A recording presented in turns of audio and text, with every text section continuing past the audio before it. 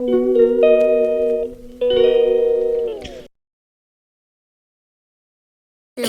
आप सब अच्छे होंगे। तो welcome to our daily vlogs. So guys, आज है वेडिंग डे और जो इतने दिन से तैयारियां चल रही थी वो फाइनली वो डे आ गया है।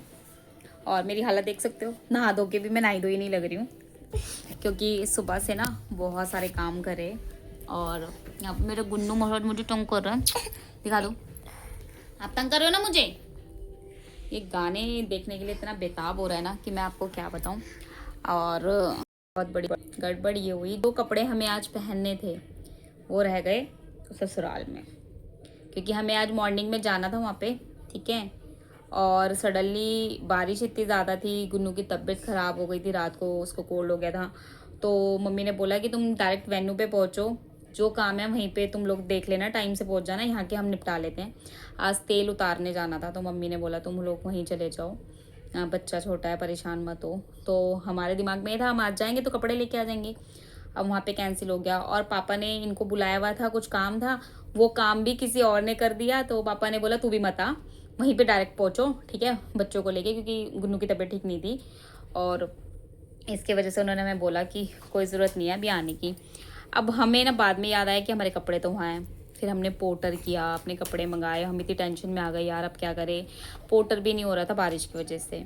फिर फाइनली बारिश मतलब रुकी तो पोर्टर हुआ, फिर हमारे कपड़े आए और हमें संतुष्टि हुई। और आप मानोगे अभी भी शॉपिंग ख़त्म नहीं हुई है। सारांश के शूज़ जो थे ना वो लाना भूल गए थे और अभी शूज़ मतलब 3 बज रहे हैं और शूज़ लेने गए हुए, शॉपिंग चल रही है यहाँ पे। ठीक है। और हमारा कोई भी फंक्शन ऐसा नहीं होता है जिसमें, क्या बोलूँ मैं आपको कि कुछ भी चीज़ ऐसी हो कि ना लास्ट डे तक भी शॉपिंग हो। ये हमेशा का है, हमेशा का। सारी शॉपिंग की है कि उनका पूरा अकाउंट खाली कर दिया। मैं आपको ना वो अच्छे व्लॉग बना के ये दूंगी जिसमें मैंने क्या क्या ख़रीदा, क्या मैंने ऑनलाइन लिया, क्या मैंने ऑफलाइन लिया। ठीक है। तो वो सारी चीज़ें आपको देखने को मिलेगी, थोड़ा अच्छा लगेगा आपको। और आज वाला व्लॉग भी पूरा बनाने की कोशिश करूँगी कि वेडिंग डे पे क्या हुआ, कैसे हुआ। तो अभी तो सुबह हुई है, हम लोगों ने चाय, मतलब सुबह नहीं, सॉरी, अभी तो 3 बज रहे हैं। सुबह हुआ है, हमने नाश्ता किया और फिर फ़ोन आ गया कि आना नहीं है, तो हम वापस से थोड़ा सा ढीले हो गए काम में। फिर मैंने राइस बना लिए क्योंकि भूख लग रही थी, बच्चों के लिए रोटी बनाई। अब हमने खाना वाना खा लिया। अब मेरी जो मेकअप आर्टिस्ट है वो आ रही है, तो वो काफ़ी दूर से आ रही है, शादरा से आ रही है। तो उनका नाम मैं आपको बताऊंगी, नंबर दूंगी। बहुत अच्छा मेकअप करती है। बाकी आप मेरा लुक बताना कैसा था। और जिससे मैंने मेहंदी लगवाई है, नेल एक्सटेंशन कराए हैं, वो सबको भी मैं आपको नंबर दूंगी। ठीक है। क्योंकि सच में बहुत अच्छी मेहंदी लगाते हैं। जो ये मेहंदी लगाते हैं मेरी नंद और देवर ही लगते हैं, वहीं रहते हैं ससुराल के पास में। और 9 साल से मैं इसी से मेहंदी लगवाती हूँ, मैं कहीं नहीं जाती हूँ। तो अच्छी लगाते हैं। और नेल एक्सटेंशन जो मैंने कराया मुझे अच्छा लगा, क्योंकि मैंने लेंथ देखो इसलिए कम कराई क्योंकि मेरी मजबूरी है कि मेरे पास छोटा सा बेबी है ये जो तंग करने वाला है, तो इसीलिए। बाकी आप जैसे भी कराओगे वो बहुत अच्छी करते हैं। और सबसे अच्छी बात पता है, रिजनेबल है, हर कोई अफोर्ड कर सकता है। कई बार होता है ना कि हमें कोई चीज़ करानी है और हमें लगता है यार इतनी कॉस्टली, नहीं हम नहीं कराएंगे, बट ये रिजनेबल है। तो ये तीनों लोग बहुत रिजनेबल हैं। तीनों का कांटेक्ट नंबर मैं आपको दूंगी। और बाकी बातें करते हैं थोड़ी देर में रेडी होने के बाद। ये मुझे क्योंकि बहुत तंग कर रहा है, बहुत तंग कर रहा है, देखो। सो गाइज बैठी हूँ अभी शादी के लिए रेडी होने के लिए। मेरी मेकअप आर्टिस्ट आ रही है और इस यहाँ पे मेकअप वाली दीदी आ गई थी, जो थी वो बहुत दूर से आई थी चादरा से। आते ही उन्होंने बोला कि आप पहले मेकअप बिफोर मेकअप एक पिक ले लो। मैंने वो ले लिया। यहाँ पे काफ़ी सारे इन्होंने मेरा मेकअप मतलब आधा से ज़्यादा कर चुके थे। जब एकदम सडनली मुझे याद आया मुझे व्लॉग बनाना है, तो मैंने फिर अपने वीडियो बनानी शुरू कर दी। यहाँ पे ना गुन्नू महाराज उस दिन बहुत ज़्यादा तंग कर रहे थे, क्योंकि उसको ना कोल्ड हो रहा था। तो उसको बस ये था कि मम्मा मेरे पास लेट जाए और मैं सो जाऊँ। उसको सोना था बट मैं उसको सुला नहीं पा रही थी। और उसके डैडी और सारांश ना पूरी कोशिश कर रहे थे उसको हैंडल करने की, बट उस दिन ना वो किसी के हाथ नहीं आ रहा था। तो यहाँ पे ना इन दीदी ने भी कॉपरेट किया था कि भाई बच्चे को मैं बार बार फीड वगैरह करा रही थी, तो ये कराने दे रहे थे। और इसी वजह से मेरा मेकअप भी लेट हुआ और ये खुद भी बहुत लेट आई थी, 1-1.5 घंटा लेट हो गई थी ये। तो ऐसे करते करते हमारा टाइम ना कब क्या हो गया पता ही नहीं चला। उसके बाद ना जो बिल्कुल लेटेस्ट आजकल हेयर स्टाइल चल रहा है ना, चोटी वाला, वो परांदे वाला, वो बनाया था मैंने। लेकिन जिस रील के लिए मैंने हेयर स्टाइल बनाया था ना, वो मैं रील ही नहीं बना पाई यार। मतलब भूल तो क्या गई वहाँ पे ना, मतलब इतना ज़्यादा बिजी हो गई कि मैं इस चीज़ को ध्यान ही नहीं दे पाई। और बाद में सोचा था बाद में बनाऊँगी, तो बाद में एक ट्रेजेडी हो गई थी जो मैं आपको आगे बताऊँगी। ठीक है, आप मेरे व्लॉग में पूरे बने रहो। तो यहाँ पे क्या हुआ, मैंने पूरी मतलब मेरा पूरा मेकअप हो गया था। तो आप मुझे बताना मेरा लुक कैसा लग रहा था, मेरा लहंगा, मेरा पर्स, मेरा चूड़ा, मेरी ज्वेलरी, और पूरी की पूरी मैं कैसी लग रही थी। तो मुझे तो मैं बहुत सुंदर लग रही थी। बाकी आप कमेंट में बताना अगर कुछ भी कमी है या कुछ है कि इसको ऐसे इन्हेंस करना चाहिए था, तो नेक्स्ट टाइम कभी होगा तो मैं उस बात को ध्यान रखूँगी। यहाँ पे मेरे दोनों प्यारे प्यारे से बेटे बहुत क्यूट लग रहे थे, दोनों की एक जैसी ड्रेस थी। और पहले से सोच के रखा था कि इन तीनों की, यानी पापा बेटे की ही इनकी एक जैसी ड्रेस होगी और मेरा बिल्कुल अलग से कंट्रास्ट होगा, जो इनसे मिलता जुलता होगा बट कंट्रास्ट में होगा। तो मैंने गोल्डन लिया था। तो यहाँ पे हम सब लोग कैब करके पहुँच गए थे। हम पहुँच गए थे बैंकेट। तो हमारे जो बैंकेट का नाम था वो था रॉयल पेपर, और ये सेक्टर 3 वाला रॉयल पेपर है। ठीक है, तो यहाँ पे मैं पूरा व्लॉग बना रही थी, तो मामा जी आके बोलते हैं, हाँ बेटा प्यारी सी फ़ोटो खींचना मेरी। तो मैंने कहा मामा जी मैं आपकी फ़ोटो नहीं खींच रही, मैं व्लॉग बना रही हूँ। तो मामा जी साइड हो गए। तो यहाँ पे मैं सारा कैप्चर करते हुए ऊपर चढ़ रही थी। ये और बच्चे ऊपर ऑलरेडी चले गए थे, क्योंकि मैंने कहा कि आप पहुँचो, मैं धीरे धीरे वीडियो बना के आ रही हूँ। तो यहाँ पे ना आजकल मेरे हस्बैंड मेरा साथ देने लगे हैं वीडियो बनाने में। तो पहले नहीं देते थे, लेकिन अब छोड़ देते हैं कि हाँ ठीक है बना लें। जैसी वीडियो बना के हटी तो हमारे गुंडू महाराज डीजे पे पहुंच गए। वहाँ पे ना यहाँ पे जेठ जी के बच्चे डांस कर रहे थे और सभी सारे बच्चे डांस कर रहे थे, तो ये भी पहुंच गया। तो थोड़ा सा डांस मैंने भी किया नंद के साथ, और बिना डांस के तो मेरी तो कोई भी चीज़ पार्टी होती ही नहीं है, अगर हाँ मेरा मन खुश है तो। तो यहाँ पे ना पति देव भी थोड़ा सा डांस कर रहे थे गुन्नू के साथ, लेकिन गुन्नू गुस्सा हो गया था क्योंकि गुन्नू की पसंद के गाने नहीं चल रहे थे यहाँ पे। उसको अपनी मर्ज़ी के गुंडे वाले गाने चलवाने थे, इसको डिफ़ॉल्टर गाना इतना पसंद है। फिर मैं गई डीजे वाले भैया के पास कि भैया इसका एक गाना चला दो। तो उसने गाना चलाया और यहाँ पे हमारा गुन्नू हो गया बहुत ज़्यादा खुश। तो देखो कितना प्यारा सा डांस कर रहा है। टचवुड नज़र ना लगे, मेरे दोनों बच्चे उस दिन बहुत बहुत प्यारे लग रहे थे। तो मैं तो ज़्यादा देख ही नहीं रही थी, क्योंकि बोला जाता है माँ की नज़र बहुत जल्दी लगती है। तो मैं इसलिए इनको हल्का हल्का देख रही थी और साइड कर रही थी।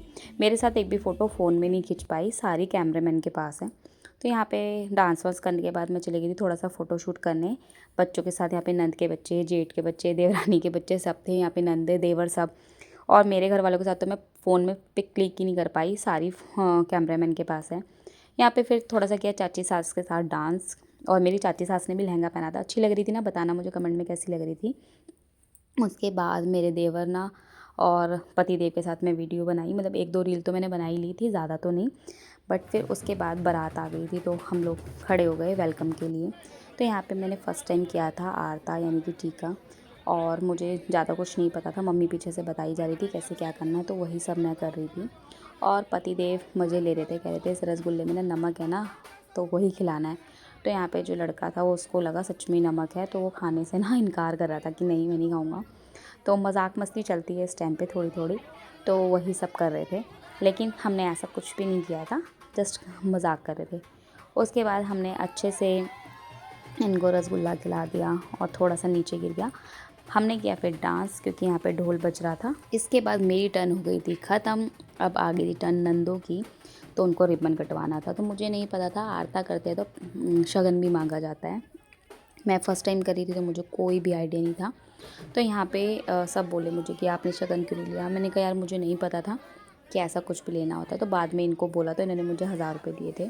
फिर यहाँ पे रिबन काटने के लिए मेरी नंदे डिमांड कर रही थी 21,000 की। तो यहाँ पे थोड़ी सी नोक झोंक चल रही थी प्यार वाली, कि वो बोल रहे थे कम ले लो, ये बोल रहे थे नहीं हम 21,000 लेंगे। तो ऐसी नोक झोंक चलती रही, लेकिन बड़े लोग ना बहुत गुस्सा हो रहे थे, क्योंकि बारात पहुँची थी 1:30 बजे रात की, और हम 7-8 बजे से वेट कर रहे थे। अब सोचो रात के 1:30 बजे पहुँचे, तो हर कोई मतलब फर्स्ट्रेट हो चुका था बुरी तरह, क्योंकि एक टाइम होता है ना सबका, और खाना भी नहीं खाया था हम लोगों ने। हमारा कहना ये था कि पहले बारात खाना खा लेगी फिर हम लोग खाएंगे। तो ऐसे करते करते ना काफ़ी टाइम हो गया था, तो सब जिद कर रहे थे जल्दी जल्दी करो जो करना है। तो यहाँ पे जो इनकी डील हुई 11,000 में डन हुआ, और फिर उसके बाद ये लोग मान गए। तो हमारे घर वाले ज़्यादा गुस्सा कर रहे थे, जो बड़े लोग थे, कि भाई जल्दी से ये डील करो। और अक्सर मैंने शादी में यही देखा है कि बड़े लोग आके ना सारा काम ख़राब कर देते हैं। वो इतना गुस्से से बोलते हैं कि हमें ना फिर वो मानना पड़ता है। मैं एज अ गर्ल बोल रही हूँ कि जब मैं भी ऐसे खड़ी होती थी ना, तो बड़े लोग ही डांट के भगा देते थे और फिर सुनना पड़ता है उनका। तो यहाँ पे भी ऐसे ही सेम हुआ, तो मेरी नंदों ने रिबन कट कराया और फिर थोड़ी सी फ़ोटो शूट हुई और सब खुश हो गए, मतलब खुशी खुशी सब कुछ हो गया। उसके बाद ना मतलब जल्दी जल्दी इसलिए था कि ऑलरेडी लेट हो गए थे और हमें उस टाइम जयमाला भी करानी थी, फेरे भी कराने थे, खाना भी था और ये बारात आई थी दूर से, तो दूर जाना भी था। तो प्रॉब्लम ये थी कि इनका सेम डे ही रिसेप्शन भी था, 28 को इन्होंने रिसेप्शन रखा हुआ था, तो मतलब बहुत ज़्यादा खिचड़ी पक गई थी। तो यहाँ पे हो गया वेलकम और सब लोग अब एंट्री कर चुके थे। एंट्री करते ही हम लोग जैसे ही मतलब कट हुआ, तो यहाँ पे दोबारा से मिठाई खिलाई गई और वापस से इनको डाउट हुआ, बट कोई बात नहीं, इन्होंने खा लिया था। फिर हम ना यहाँ पे एक रस्म होती है कि जब हाँ दूल्हा आता है तो दुल्हन के हाथ में चावल होता है, वो दूल्हे के मुंह पे, मतलब मुंह पे नहीं सॉरी, ऐसे करके चावल फेंक के चली जाती है, पर दूल्हे को देखती नहीं है और ना ही दूल्हा दुल्हन को देख सकता है। बट आजकल तो वीडियो कॉल का ज़माना है तो सब देख लेते हैं, बट वैसे ये रस्म होती है।